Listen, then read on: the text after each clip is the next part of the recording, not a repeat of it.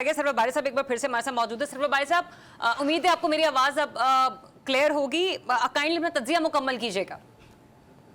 जी, मैं समझता हूँ जो कुछ भी इस वक्त हो रहा है, जब से पाकिस्तान के अंदर 8 फरवरी को इंतखाबात हुए और उससे पहले जो सारा खेल खेला गया है पाकिस्तान की अवाम के मैंडेट के साथ, अब उस मैंडेट को बचाने के लिए सब कुछ किया जा रहा है। तो मैं समझता हूँ इसकी कोई लेजिटिमेसी नहीं है।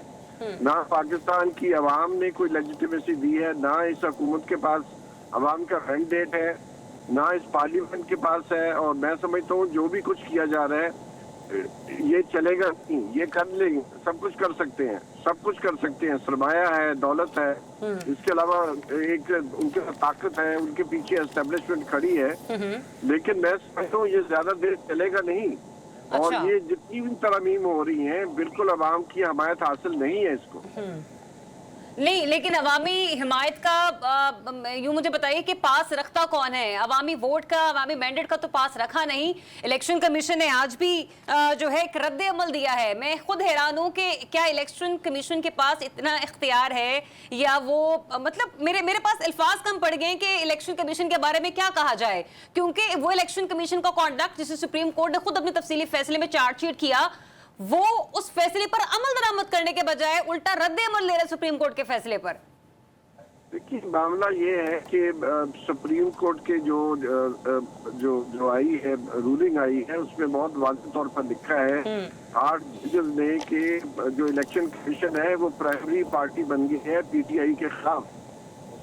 तो इससे बड़ी बात और क्या हो सकती है कि पाकिस्तान की आला अदलिया जो है उसके 8 जज जो है ये कह रहे हैं मेजॉरिटी है उनकी, और जो पीटीआई को पार्टी मानने को तैयार नहीं है। 90 दिन में इंतखाबात नहीं करवाए इन्होंने पंजाब और खैबर पख्तूनख्वा में। जी। और इसी तरह तक देख लें 8 माह गुजर चुके हैं, अभी तक इलेक्शन कमीशन अपनी वेबसाइट के ऊपर जो जितने भी इलेक्शन रिजल्ट पाउंस पड़े हैं उनमें अभी भी इतनी खामियां हैं।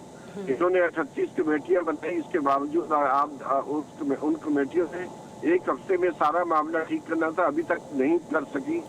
तो मैं समझता हूँ कि इलेक्शन कमीशन ना सिर्फ अध्यानत है और वो नाअहल भी है, और वो हर किस्म की बददियानती करने को तैयार है। तो ये तो बाकी तो खेल है, बाकी तो तमाशा है।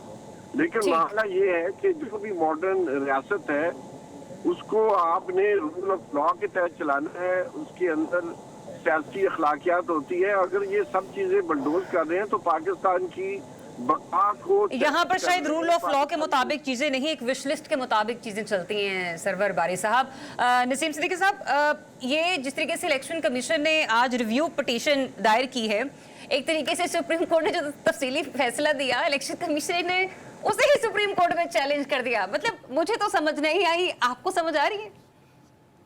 जरिए आप ये देखें कि वही इलेक्शन कमीशनर की हुकूमत की जो एक आंख का इशारा भी जो है ना उसको समझ लेते हैं। जब चीफ जस्टिस काजी फाइज ईसा ने बल्ले का निशान पीटीआई से ले लिया तो इन्होंने उसकी कोई तफसील नहीं मांगी या उसकी कोई क्लैरिफिकेशन नहीं मांगी और इन्होंने पीटीआई का ही सफाया कर दिया।